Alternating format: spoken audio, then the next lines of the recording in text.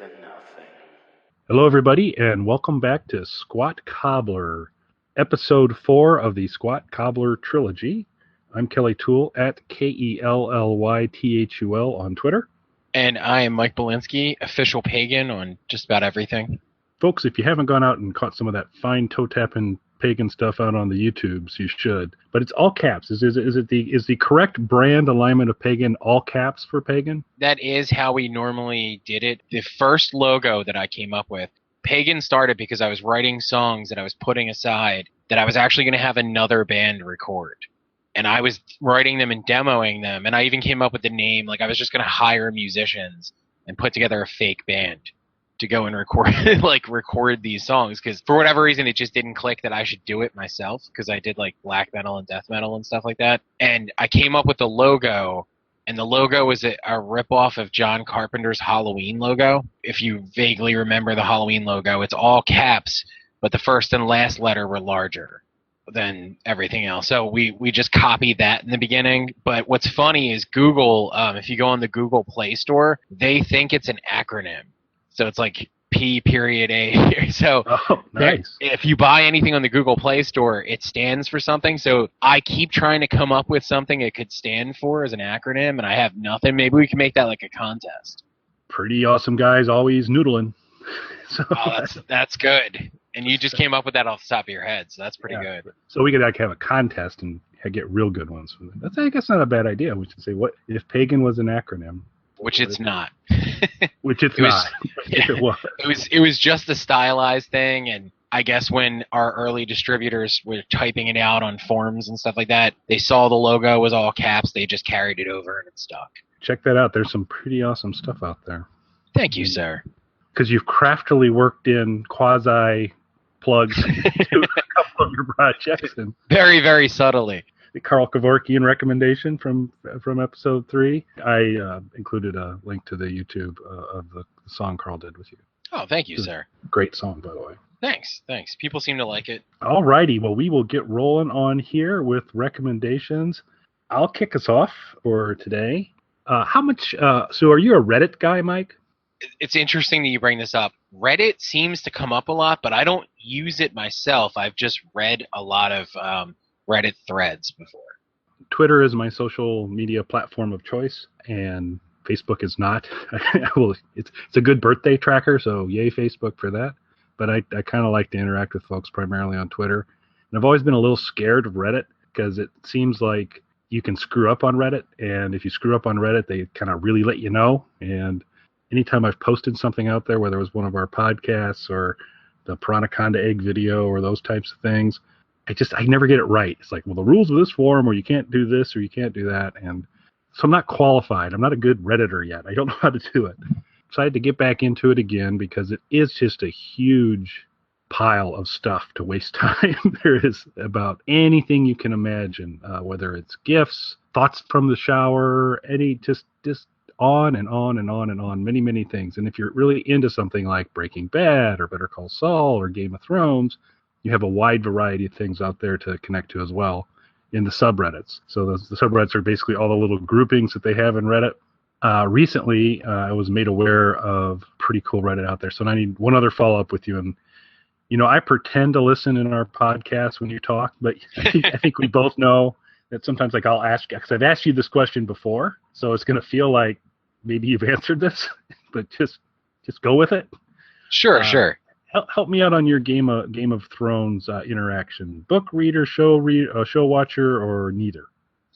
Show watcher. I am one episode behind, though. I did not see this past Sunday's episode. But I'm a show watcher. Have not read the books. I have a few friends, though, who are both show watchers and book readers, and they have told me my understanding, because I try not to ask too much because I don't want to spoil anything, but my understanding from the little bit that they've told me is that the show is now diverged pretty far from the books. Is that correct? So there are definitely some divergences. I've done both. I've read the books, and I started watching the show, and then have made my way through the books. So I didn't go through the books first. Enjoy them both. There is some divergence starting to happen, but kind of the big thing is there's only a couple storylines left that they haven't covered, and they have to this season and they are already going into territory that one would assume would be in the next book, at least to some degree. So if you're, it used to be the book readers always knew what was coming up, and we're definitely at the point now where that's kind of all bets are off. There's a couple storylines that I think they're going to get to. They've kind of been remixing them a little bit, but it is starting to diverge. And the biggest reason is because they're about done with the book story, and they're going into new territory. So since you are a Game of Thrones guy, you are familiar with the Boltons, the folks, the house that kind of likes to flay people, and not pleasant people. Roose Bolton and Ramsay Bolton, quite the pair. I have to say, just sorry to interrupt, but Ramsay right now, one of my favorite characters. You are going to truly appreciate my recommendation. Then this will, if you haven't gotten your Reddit account yet, you're gonna get it. You're gonna subscribe to this subreddit and join me in activity on the subreddit. So what's been created is a subreddit called r/Dreadfort. Now the Dreadfort is the ancestral home of House Bolton, and it's appropriately named given kind of the Bolton's mojo. At Dreadfort, the subreddit Dreadfort, you basically are a bannerman for the Boltons. So you hear kind of like people, if Donald Trump says something, they're always going to find a way to say something positive about it. If Hillary Clinton does, people who are just complete partisan for whoever there was. This allows you to be a complete partisan for the Boltons. So basically, I love it already. These Starks are horrible people, and I can't believe that. It's a good thing he's going to go straighten out that Lord Commander up there. One of the few rules, they have a little bit of rules on spoilers about not talking about any excerpts from the next upcoming book, or putting any spoilers in the title of currently in season 6. But outside of that, you're just supposed to stay in character and be rooting on Ramsay and crew.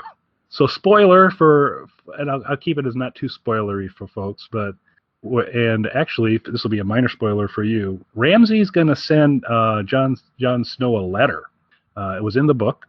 This one's a little different than that, but the spirit's the same. It's not a very nice letter.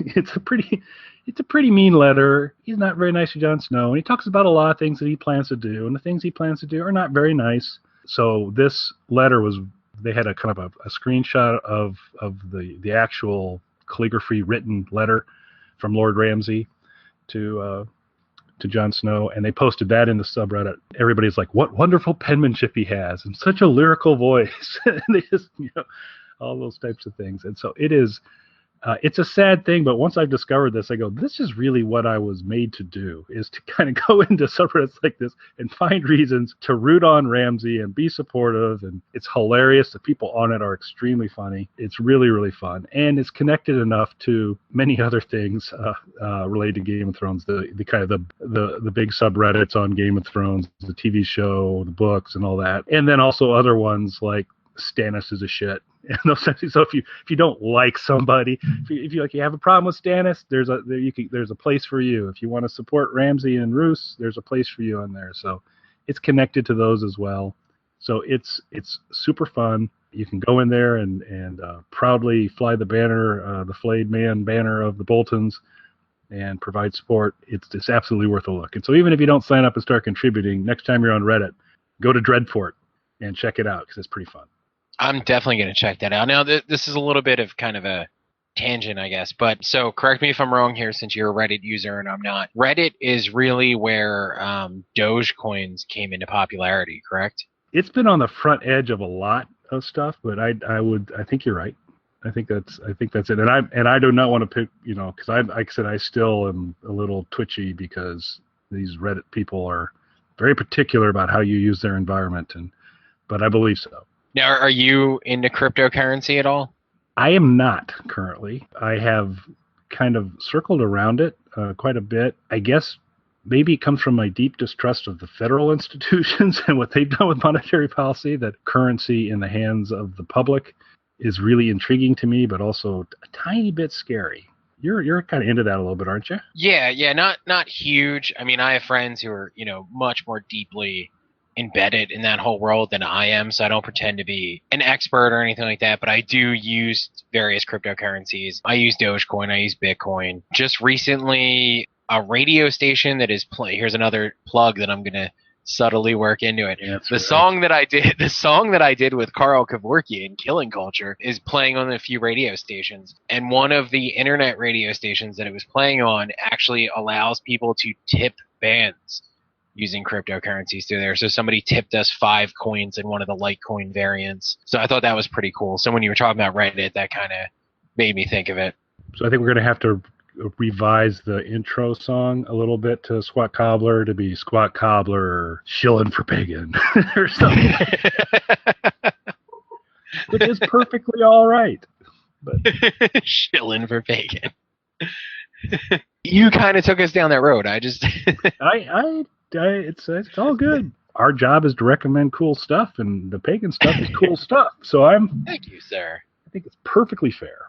So I have another question for you then, since you specifically aligned your Reddit talk with Game of Thrones. So you've read the books and you're watching the show. You're saying that the books and the show are starting to diverge from each other. What are your thoughts as a fan, particularly when it's a TV series rather than a movie adaptation? When you have a TV series of a book series, do you think they need to stick to the books? Are you okay with divergence from that? I'm okay with divergence from it. I read the Walking Dead comic and watch the Walking Dead television show, and there's been plenty of divergence there, and it's to a degree kind of entertaining to see the interesting twists they take to kind of say, oh, they're folding this character into that, or they're kind of switching roles there. I think carbon copy replication note for note of the book into a different medium, particularly episodic television, I think you add an interest factor if you have a little bit of latitude. Now, to kind of go crazy on it, and I think Frank Darabont, who was the showrunner for Walking Dead the first season, by all accounts, people still feels like the best showrunner The Walking Dead has had. I think he was replaced by Glenn Mazzarek, and Glenn got booted because somewhere around season 2 or 3, he started floating the idea of killing Rick Grimes off, which would have been like, huge shift from there. I wouldn't really kind of buy into a major fundamental shift like that where you absolutely making a brand new story. But working around the edges some, I think it at least makes it fresh and entertaining. My experience was a little different in that for about half of Game of Thrones or 2/3 of Game of Thrones, I read the book account after I saw the television account, which is kind of interesting. But then I've seen now, parts of where I've read the books and now I see the HBO thing. I don't mind a divergence. How about you? Where do you land on that? So I'm kind of weird with it. So did you watch Dexter at all when that was on? A few episodes. Prior to Dexter, I was pretty much a purist because I love to read, and I would oftentimes read the book before I'd see the movie of whatever it was, and ultimately be disappointed. Even if the movie itself, as a standalone piece of work, was perfectly fine, I was always angry that something I loved in the book was missing from the movie. And then when I saw Dexter, Dexter's based off a series of books, if you weren't familiar. Season 1 and the first book are more or less in line with each other. There's a few changes. The ending is completely different, but other than that, it's more or less in line with the first book, Season 1. Season 2 and Book 2 go in totally different directions, and never again do those sort of meet up in any way. The books go in a very, I'm going to say, darker direction than the show did. Based on my limited exposure, that's kind of saying something. Yeah. And at first, I was kind of annoyed by it, but then I realized, particularly as you get a few books into the series, the book series itself would not have worked as a TV show. Like, the choices that they made and the directions they went, excluding the last season, which was just complete garbage. Everything before the last season, though, the choices that they made on the show made it a better TV show.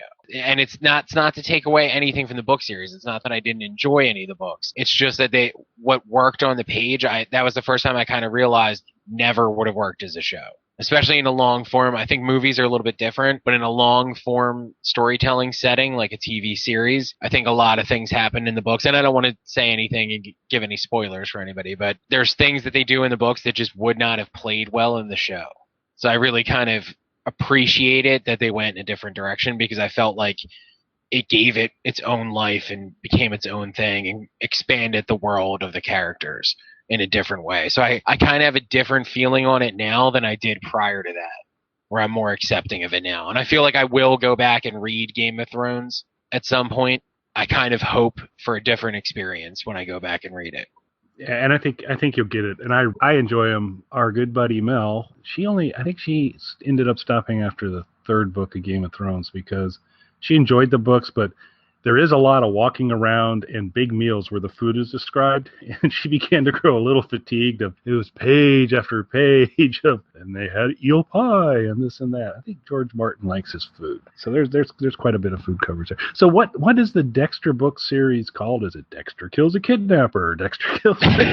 Each book has a different title with the name Dexter worked in. So like the first book is Darkly Dreaming Dexter. And then so on and so forth. But Dexter name is worked into each book title. I'm not sure how many books off the top of my head there are in the series. And there's also comic books and things like that related that exist in that whole world as well. And again, it actually really works for the franchise and for the whole fictional universe that they created by having these sort of different storylines. Because there's definitely things in the book that would not have worked or would not have played as well as they would have on a show. But the show still managed to kind of keep the tone right and stay true to the characters, if not following the exact path those characters took until the last season, which again is complete garbage. Don't watch it. Like if you enjoyed any season of Dexter, do yourself a favor and don't know how it ends. You've got executive producer credits to your name. You can plug those if you want to later. So here's my pitch to you on that. Dexter, Ramsay Bolton, and Negan go on a road trip to steal Daenerys Targaryen's dragons. I'm in. I would definitely produce that. The messed up part, the only problem is, so I have worked on a bunch of movies, but they're all very low budget movies that I've worked on. Off the top of my head, I want to say the biggest budget film project I ever worked on was like $250,000. So I'm pretty sure budget-wise, I would have a hard time getting that movie made. We'll do it with puppets. Yeah. Sock puppets at that. Yes. So we got some kinks to work out.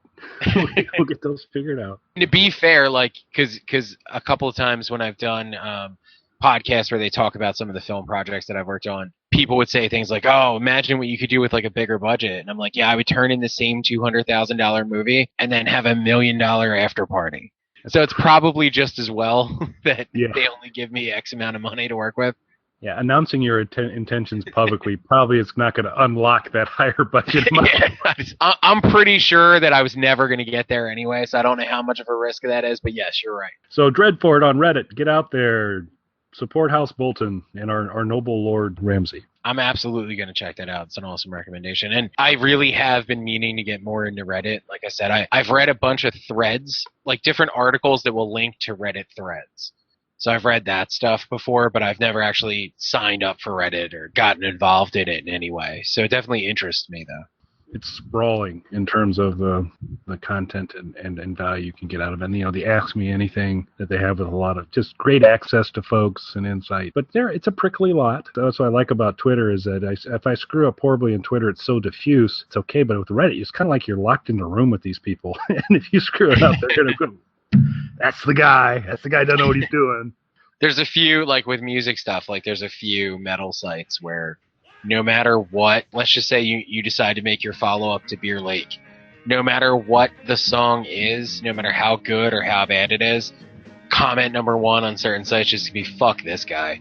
Like, it doesn't even matter, whatever it is. Like, certain sites you just know going into it, it doesn't matter. They're just going to hate you. Like, they only post articles so that the people who comment on them can just start going nuts. But that's what makes it entertaining at the same time. This will absolutely test my editing capabilities right now, and then the plugs continue. So the Social Sins podcast that you're on, Mike, you might want to give it a listen. Christian's doing a hell of a job of mixing in kind of some background music throughout the conversation. It just really adds a lot to it. It's very good. So this little segment here, I'll give it a shot. I'd love to drop in a little Beer Lake in the background during this segment.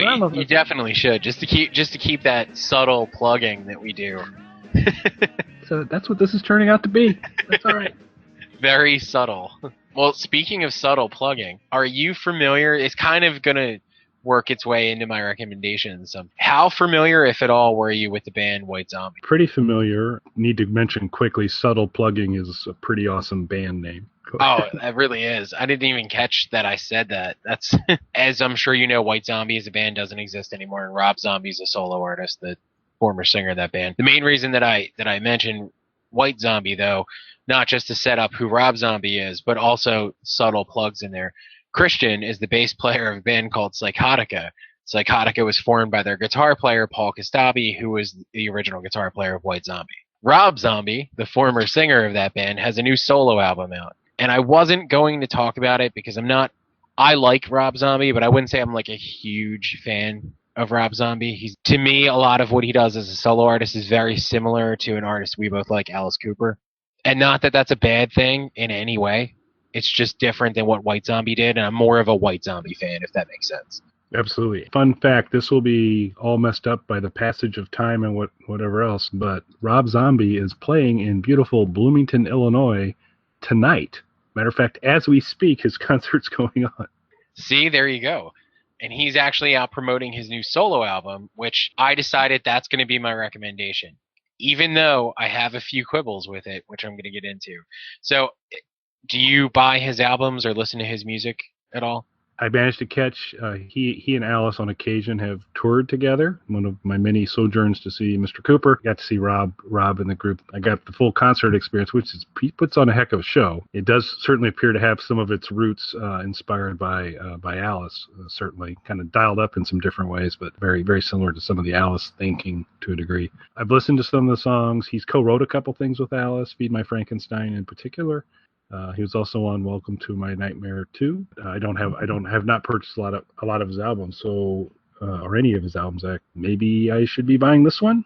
All right, so this is where it kind of gets weird. So I was very interested to kind of see what would happen with this album because, as I'm sure you know, with music, very few people are buying physical copies of albums. And people who do even choose to pay for albums, download it, or as is more common the case now, stream it if you have a subscription service. Like I subscribe to Apple Music.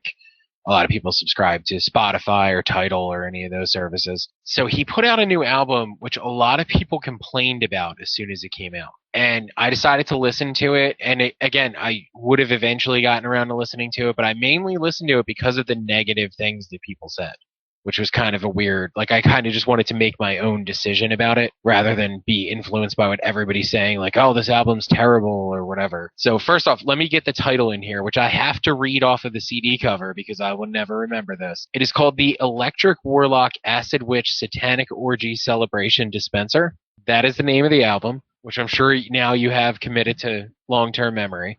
Yeah. I'm going to do a Google search on Rob Zombie's new album. That's where I'm going to go. Right off the bat, one of the first complaints is one of the first tracks, and it may have been the first single released. I think it was the first single released off of it. Is a song called "Well, Everybody's Fucking in a UFO," which, while not a bad song, sounds strangely like the band Primus. If you are not familiar with them, or maybe you are, they're not currently on. They're playing in the background. I don't have. But you are familiar. But I'm familiar with Primus. Yes. So it was a really bizarre song that sounds like Rob Zombie covering a Primus song, but it's not a cover of a Primus song. And then as further tracks were kind of released one by one off of it, I liked the other songs a lot more. And it kind of made me interested in purchasing the album until I saw these negative reviews that I commented on a minute ago. The first thing that I'll say, the album is incredibly short, which has led a lot of people to say that they don't consider it to be a full-length album, but rather an EP. I think it barely cracks 30 minutes, and there is 12 songs on it, but 3 or 4 of them are either instrumentals or just like segues between songs that are on their own tracks. So it's a very short album, and many of the songs themselves are very short. But I have a different appreciation for it because I was listening to it on Apple Music, and I accidentally put one of the songs on repeat, and I kind of realized what I think he was trying to do with this album. Since everybody, and this is renewed kind of my interest in the album and changed my overall opinion about it. Many of the songs are short, and they actually work really well when you put them on repeat. It's almost indistinguishable when the song starts over, almost like they were meant to be looped into each other, which actually makes perfect sense to me because so many people now stream their music, and I'm not a big put one song on repeat and listen to it over and over again. I like listening to whole albums, but I know so many people who do that. And since streaming is such a big thing, my entire opinion has changed. This is not a short, lazy album. This is a brilliant album that is really kind of targeted towards those people who stream music and repeat songs. Because the second single off of it, which I can't even remember the full title in here, but if you Google it, they shortened it, the title for the music video, to just Get High, which is not what the original title is on the album. But like that song in particular pretty much plays in an almost seamless loop when you put that on repeat. And a few of the songs do that. And I didn't even realize that my phone was on repeat until I was like, man, this song is like 15 minutes long. How is this album so short? And then I looked at it and I had played the song like 6 times or something like that in that period, and didn't even realize that that was what happened. So it's actually kind of a really cool thing that they did, and really create an album that utilizes the streaming genre or presentation of the material in the best way possible by making songs that are kind of, it sounds to me, almost meant to be played on repeat over and over again, which really gave me a different appreciation for the album. But what's different about the recommendation is not only am I recommending that you do kind of check the album out, I'm going to specifically recommend where you buy the album from, which is a little bit different. So from pagan.com. Subtle, I'm going to say no. Normally, so I'm an Amazon guy. I buy everything on Amazon. I almost have the opinion that if it's not on Amazon, I don't really need it, because that I am an Amazon Prime customer, as you know, and really I hate going to brick and mortar stores. I will only do it if it's something I absolutely need that for some reason I can't get on Amazon. And I also prefer to purchase my music on vinyl. The vinyl of the new album on Amazon, which is a little bit cheaper than it is at other stores, was, I want to say, $30 or $35 for a short album, for an album that only clocks in at a half an hour with a couple of instrumentals and intros that are on separate tracks. For a shorter album like that, I thought that was a little bit steep. If you buy the album at Target on CD, and I don't know how limited this is, I'm sure there's, maybe just the first run that Target has. It's been out for a couple of weeks now, and I just picked mine up yesterday and was still able to get one of these. If you purchase it at Target, you get a free copy of the vinyl.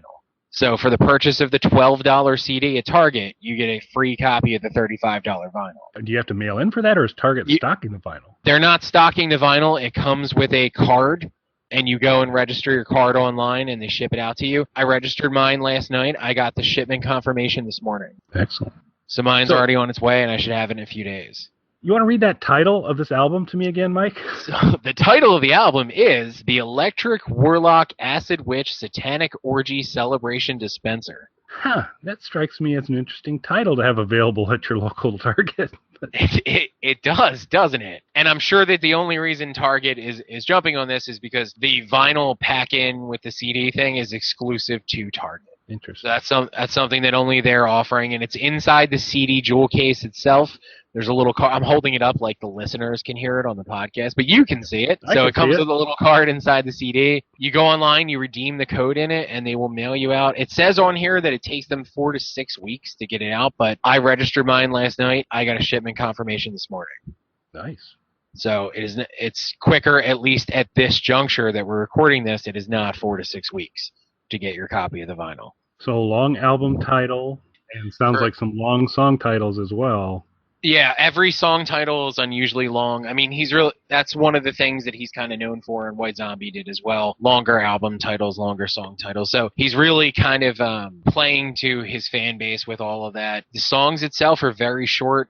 The album itself overall is very short. But like I said, listening to it on Apple Music and streaming it gave me a very different appreciation and perspective for the album itself.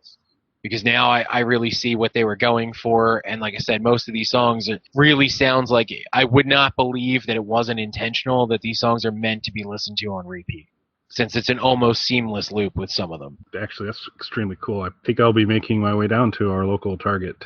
Getting it at Target so you can get the free vinyl. It'll be interesting to see if the Heartland Targets have the same stocking approach as the more forward-thinking coastal Targets.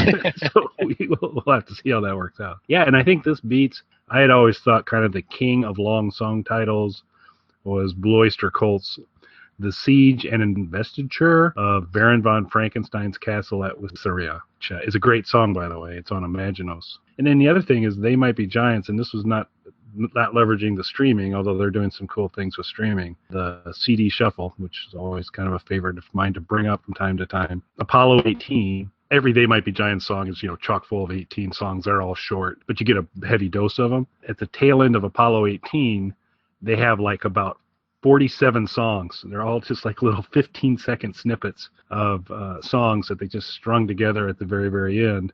So the idea there was you take the CD and you put it on shuffle and you get a new listening experience every time, which I thought was kind of cool. That is pretty cool, and I appreciate it when bands do kind of little things like that. Like I am not a fan of Blink-182, but I know that I was reading an article on Billboard that I believe it was today or maybe it was yesterday, and they're just writing about it today. But they put out a new single, which is only 15 seconds long, I believe. And what they did for the release was they made a YouTube video of it that they looped the 15-second song for 10 hours. I was trying to think. There's some. Gosh, I wish I could remember what else. There's some other ones where someone's created a loop of something that like goes on. Oh, it's like the ambient noise in Alien in the spaceship as they're kind of walking through and all that. There's several YouTube videos out there that are like 10 hours of that sound. If you just want to play it, it's going to sound like you're in the alien spaceship. Well, that's like Lou Reed with Metal Machine music. The vinyl of that has a locked groove at the end. So that last part just plays in a loop until you turn it off. Which you probably would have done earlier. You might. A lot of people probably didn't know that ended in a locked groove. They never got there. Yeah. Yeah, we'll have to talk about that fine piece of music sometime. That's interesting. Are you a Lou Reed guy? Oh, yes. Quite a bit. I've enjoyed his stuff. The Velvet stuff I liked a lot.